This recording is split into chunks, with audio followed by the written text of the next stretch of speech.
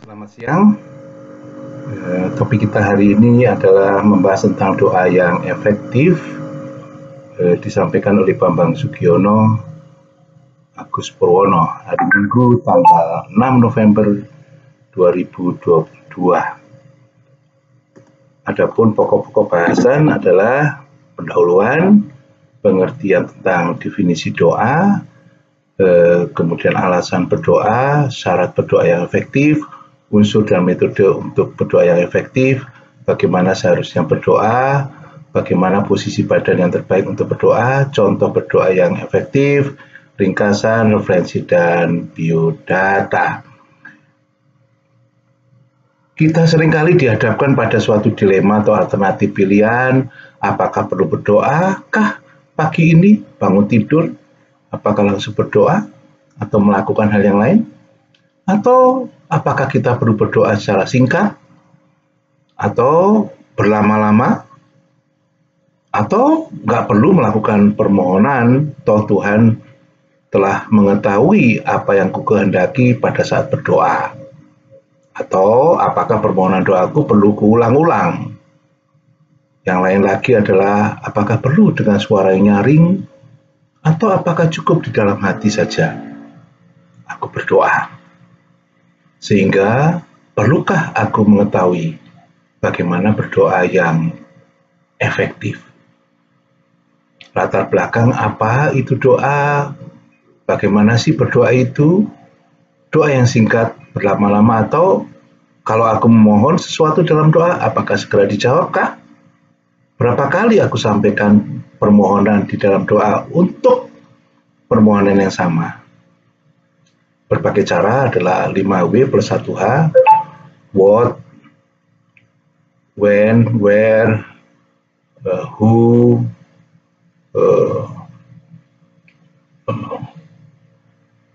how. Definisi doa adalah permohonan atau harapan, permintaan, pujian kepada Tuhan. Menurut KBBI, doa adalah berbicara dengan Tuhan. Doa mengacu kepada komunikasi kerangka beraneka segi di antara orang percaya dengan Tuhan. Doa adalah persekutuan dengan Tuhan, bercakap-cakap, dan atau berkomunikasi dengan Tuhan.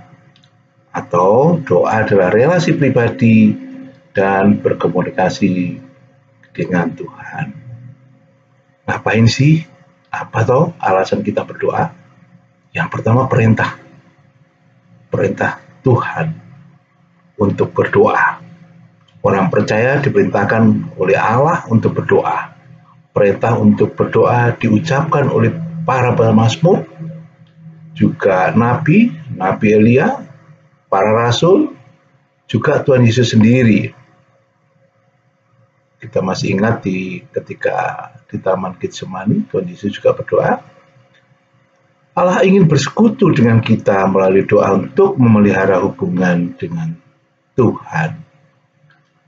Yang kedua, alasan kedua adalah merupakan suatu mata rantai untuk menerima berkat dan kuasa dari Allah. Doa merupakan mata rantai penting untuk menerima berkat, menerima kuasa, dan untuk menerima atau mengenapi janji-janji yang telah difirmankan Tuhan kepada anak-anaknya. Alasan yang ketiga adalah orang percaya menjadi rekan kerja Tuhan. Karya agung yang sangat mulia adalah rencana Tuhan tentang keselamatan umat manusia. Allah telah menetapkan bahwa orang percaya menjadi rekan kerjanya dalam proses penebusan. Artinya bahwa Allah telah membatasi dirinya pada doa umatnya yang kudus, percaya, dan tekun. Apa sih syarat-syarat berdoa yang efektif? Yang pertama, doa kita akan dijawab bila memiliki iman yang tulus dan sejati. Kita akan bahas khusus ini berkaitan dengan iman. Doa harus dipanjatkan dalam nama Tuhan Yesus. Yang ketiga, doa efektif bila dipanjatkan sesuai dengan kehendak Allah. Yang keempat adalah pada saat berdoa, kita harus berada dalam kehendaknya. Doa yang efektif, kita haruslah tekun. Syarat berdoa yang efektif dari hal yang pertama tadi, yaitu Yesus mengatakan dengan tegas, "Karena itu aku berkata kepadamu, apa saja yang kamu minta dan doakan, percayalah bahwa kamu telah menerima, maka hal itu akan diberikan kepadamu." Ini firman Tuhan. Yang berikutnya, yang kedua adalah kepada ayah anak yang dirasuk setan, Yesus mengatakan tidak ada yang mustahil bagi orang yang percaya. Yang berikutnya, penulis Ibrani mendorong kita untuk menghadap Allah dengan hati yang tulus, ikhlas, dan keyakinan iman yang teguh. Dan yang keempat adalah Yakobus menasihatkan kita bila meminta untuk sama sekali jangan bimbang. Itu adalah syarat doa yang pertama. Yang kedua, doa harus dipanjatkan dengan nama Yesus. Yesus sendiri menyatakan prinsip ini ketika mengatakan, apa juga yang kamu minta dalam namaku, aku akan melakukannya supaya Bapa dipermuliakan di dalam Anak. Jika kamu meminta sesuatu kepadaku dalam namaku, aku akan melakukannya. Yang kedua, doa kita hendaknya diselaraskan dengan oknum, sifat, dan kehendak Tuhan. Yang ketiga, syarat yang ketiga, doa yang efektif bila dipanjatkan sesuai dengan kehendak Allah, yaitu, dan inilah keberanian percaya kita kepadanya, yaitu bahwa Ia mengabulkan doa kita jika kita meminta sesuatu kepadanya menurut kehendaknya. Yang kedua, salah satu permohonan dalam pola doa Yesus yaitu doa Bapa kami. Membenarkan prinsip ini, jadilah kehendakmu di bumi seperti di surga. Yang ketiga, perhatikan doa Yesus sendiri di Taman Getsemani. Yang keempat atau ketiga, doa yang efektif bisa bila dipanjatkan sesuai dengan kehendak Allah. Yang keempat, pada saat berdoa kita harus berada dalam kehendaknya. Pada saat berdoa, kita juga harus berada dalam kehendak Allah.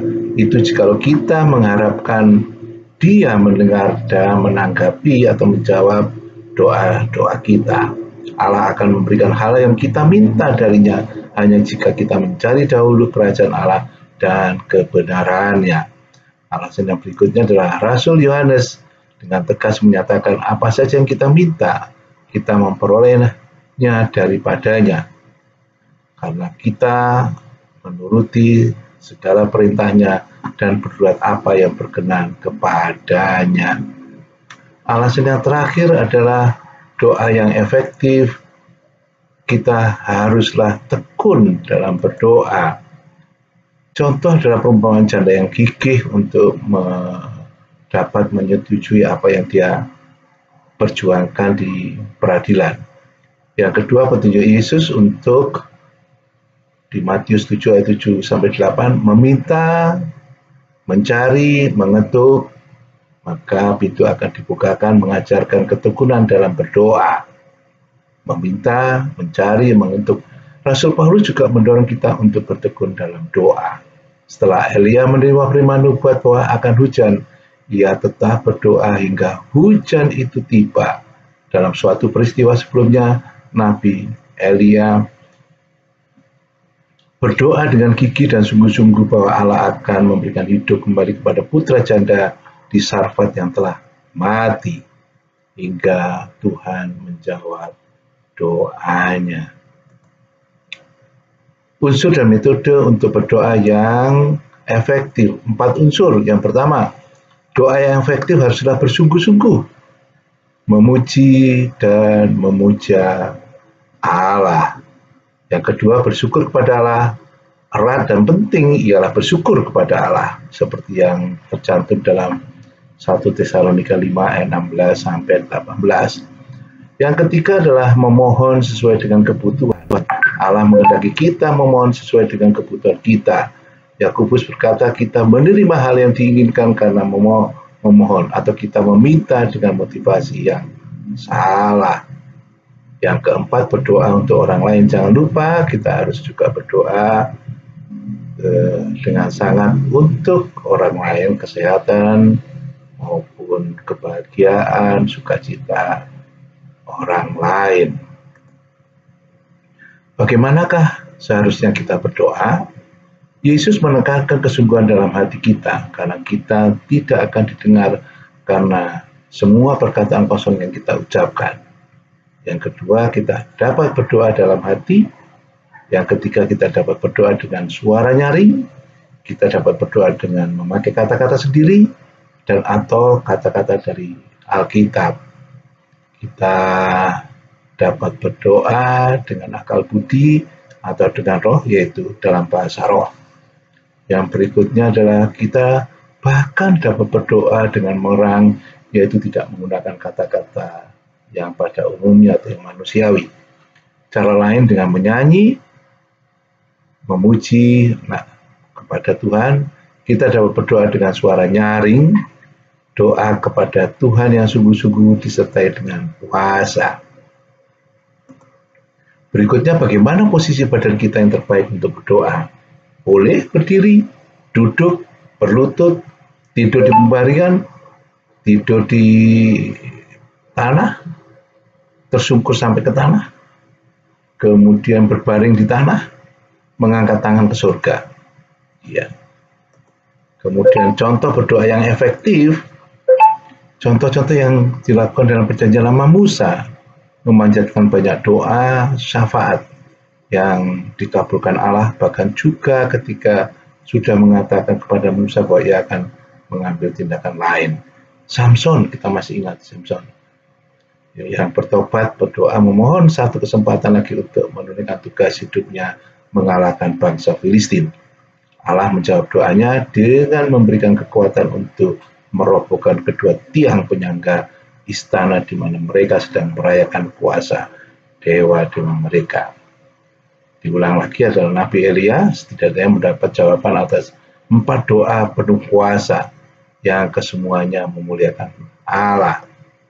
Kita masih ingat Raja Hizkia menjadi sakit dan diberitahu oleh Nabi Yesaya bahwa dia akan mati.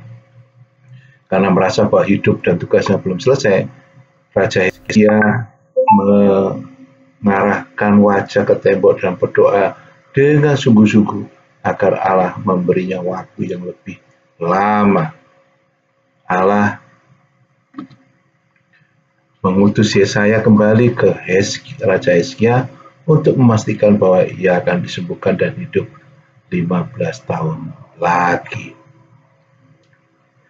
Yang berikutnya, tidak dapat disangkal bahwa Daniel juga berdoa kepada Tuhan ketika berada di gua singa, memohon pembebasan dari moncong singa itu.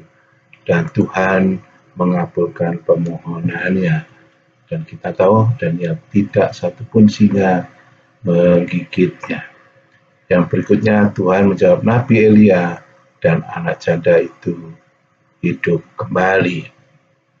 Orang Kristen mula-mula dengan sungguh-sungguh berdoa agar Petrus dibebaskan dari penjara dan Allah mengutus malaikat untuk membebaskannya. Ringkasan dari topik doa yang efektif adalah doa adalah relasi pribadi dan berkomunikasi dengan Tuhan. Beberapa alasan tentang mengapa kita berdoa tadi adalah perintah Tuhan. Saat doa yang efektif, jangan lupa tekun dengan nama Tuhan. Kemudian unsur dan metode dengan berdoa yang efektif, bagaimana seharusnya berdoa, bagaimana posisi badan terbaik untuk berdoa, contoh doa yang efektif. Ini daftar pustaka, kemudian biodata,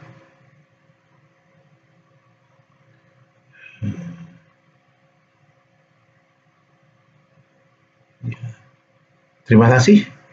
Sampai bertemu lagi di topik yang lain.